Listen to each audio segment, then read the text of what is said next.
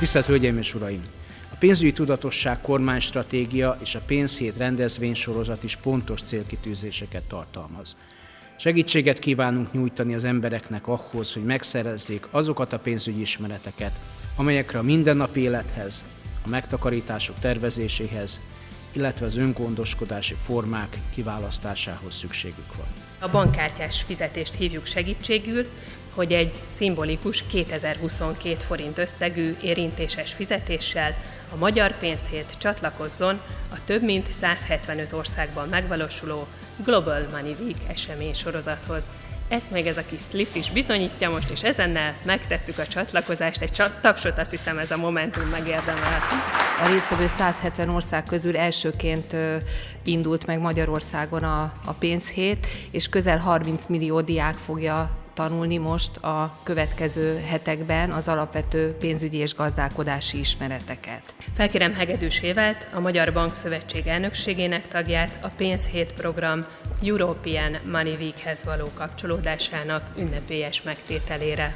Ezzel az érintéssel most pedig csatlakozott hazánk 2022-ben immár 8. alkalommal a több mint 30 európai ország összefogásában megvalósuló European Money Week eseménysorozathoz.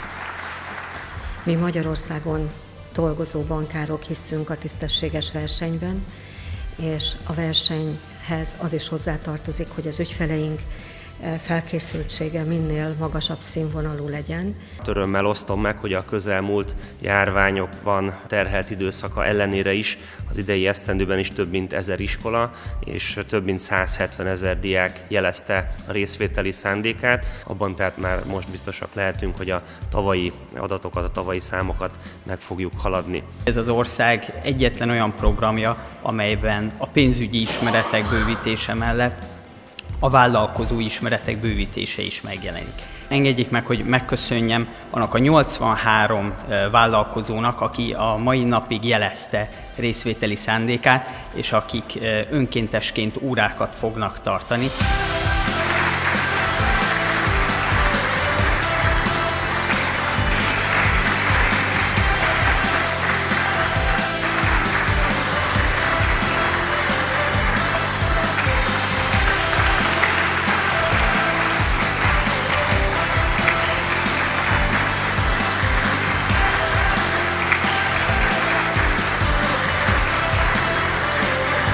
A pénzhét indulása óta a pénzhét keretében 11 000 pedagógus és 3849 önkéntes szerepvállalásával 74 723 tanóra keretében 1 219 000 diák részesült pénzügyi képzésben.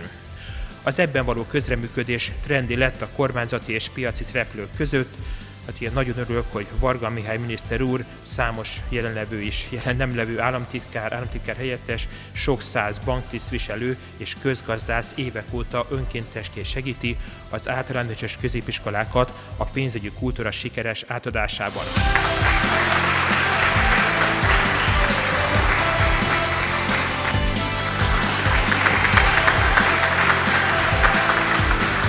Én azt gondolom, hogy a pénzügyi kultúra és a gazdasági életben való tudatos jelenlét az egy nemzetgazdasági érdek.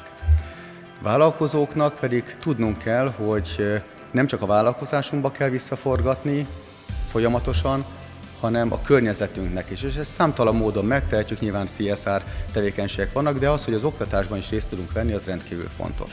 A Pénzhét program márciusban a tanórák mellett egyébként több játékos, interaktív, illetve szakmai tudományos programokat is kínál az iskolák és a diákok különféle korcsoportjai számára. Tavaly indítottuk útjára a digitális fizetési index kimutatásunkat, amelyik 3 pillérje van: infrastruktúra, tudás és használat. Infrastruktúrában jól áll az ország. Nagyon jó, 61%, 61 pont körül teljesítünk, igazából ez egy nagyon jó szám. Tudás 51, használat 38. Azt hiszem az egyértelmű információ mindenkinek, hogy tudás szempontjából, hogyha nincs tudás, nem lesz használat, hiába van infrastruktúra. Hát az, hogy itt most pénzhéten vagyunk, most már immár nagyon sokadik alkalommal, én azt gondolom, most már számunk is van róla, kimutatásaink, kutatásaink, úgyhogy hát dolgunk is van bőven, és hál' Istennek sokan vagyunk, akik ebben ugye tevékenykedünk. Nem lehet megállni, az 51 elég messze van még a 100-tól, úgyhogy van mit tennünk. A Pénzhét tanórái a mai napon megkezdődnek az ország több mint 1000 iskolájában. Itt mögöttem, ha minden igaz, már meg is jelent egy kép, ami talán nehezen látható onnan, de azt mutatja, hogy a program önkéntesei támogató jelenlétükkel gyakorlatilag kiszínezik a teljes térképet. A pénzhét segítségükkel Budapest és nagyvárosaink mellett eljut a Bács-Kiskun megyei Tázlártól a Zala megyei Pacsáig.